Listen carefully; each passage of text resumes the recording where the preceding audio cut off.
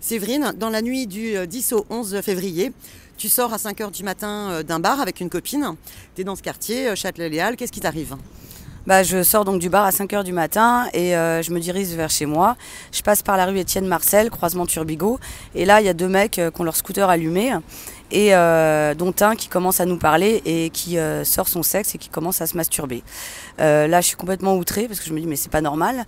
Et je lui dis très bien, tiens, je vais prendre une photo de toi et je vais la porter à la police. Là, son ami me dit, si tu montres cette photo, je te tue. Et par réflexe, je fais une photo de ce mec. Je continue pour aller chez moi, je passe par la rue de Turbigo. Là, il y a deux scooters qui m'arrivent dessus et qui mettent leurs roues sur mes jambes, chacun des scooters, et qui me disent, si jamais tu montres la photo de mon cousin, je te tue. Et là, il me dit ça, c'est un premier avertissement. Il m'attrape le poignet et il me traîne comme un vulgaire sac de patates sur plus de 10 mètres, enfin j'en sais rien. Donc, ce qui s'est passé, c'est que Séverine, elle a une côte cassée. Elle a par ailleurs la main très abîmée, blessée, alors qu'elle est photographe. Elle a porté plainte au commissariat.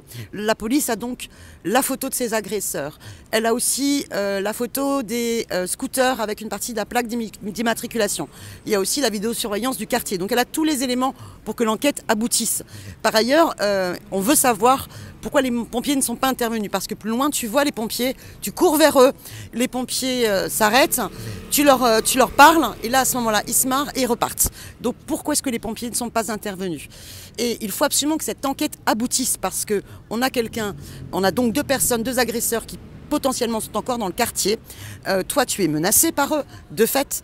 Et on sait que comme c'est un quartier où beaucoup de gens sortent, eh bien, il y a plein de femmes et plein de jeunes femmes qui potentiellement sont en danger. Donc voilà, c'est bientôt le 8 mars. Donc il faut absolument qu'on parle à chaque fois qu'il y a ce genre d'actes scandaleux qui ait lieu, et on exige 1 milliard contre les violences faites aux femmes et que tout cela cesse.